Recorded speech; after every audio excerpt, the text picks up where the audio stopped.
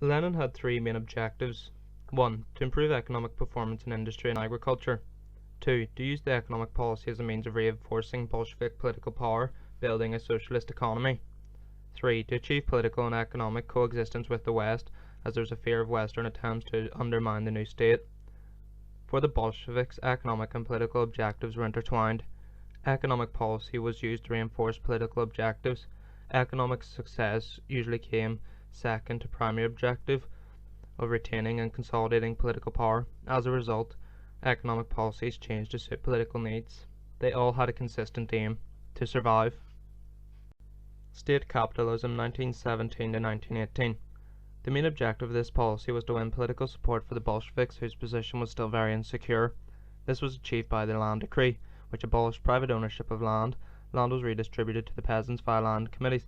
This simply recognized what was already happening in the country.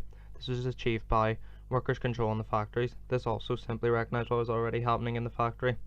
State capitalism was successful in one way: political. It fulfilled the political objective of making the Bolsheviks more popular, as it was more popular among the workers and the peasants. State capitalism was a failure in another way: economically. It led to an economic crisis, which meant it would be difficult for the Bolsheviks to win the coming civil war. War communism 1918 to 21. The main objective of this policy was to help the Bolsheviks win the civil war, so it was clearly linked to political objectives. This was achieved by the nationalization of industries and banning private trade. It also included the requisitioning of food from the peasantry to feed the Red Army. War communism was successful politically. It enabled the Bolsheviks to win the civil war. War communism was a failure economically. It failed to improve economic productivity. Industry ground to a standstill. Production of heavy industry fell drastically. Peasants resented requisitioning and resisted by returning to subsequent farming, which led to famine. Roughly 20 million died of hunger and disease during the Civil War. 1 in 5 Russians were starving. Some resulted in cannibalism. There is evidence of unpopularity of war communism can be seen in the Tambov Rising of 1920 to 21 and the Kronstadt Mutiny in 1921. The new economic policy 1921 to 28.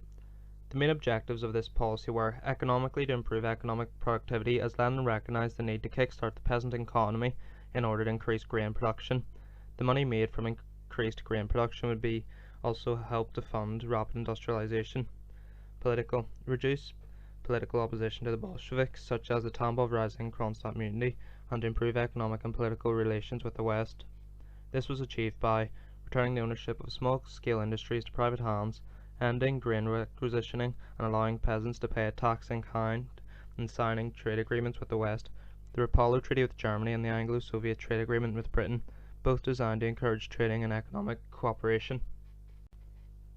NEP was successful. Economically, agriculture and industrial productivity increased, living standards rose, which was fulfilling economic objectives. There is greater economic cooperation with the West. Politically, peasants and workers were happier, fulfilling political objectives. NEP was unsuccessful. Politically, left-wing Bolsheviks saw it as a betrayal of the Marxist ideal.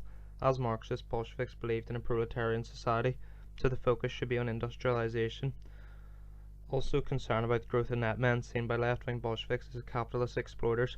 Also concerned at growth of kulaks, creating two-tier peasant class system. The increase in social inequality was in conflict with Bolsheviks' ideas about equality. Economically, although productivity had increased, it was not as high as pre-World War I levels. Also, there was a resurgence of peasant commune system and traditional and backward farming methods, which was seen as a backward step by the Bolsheviks.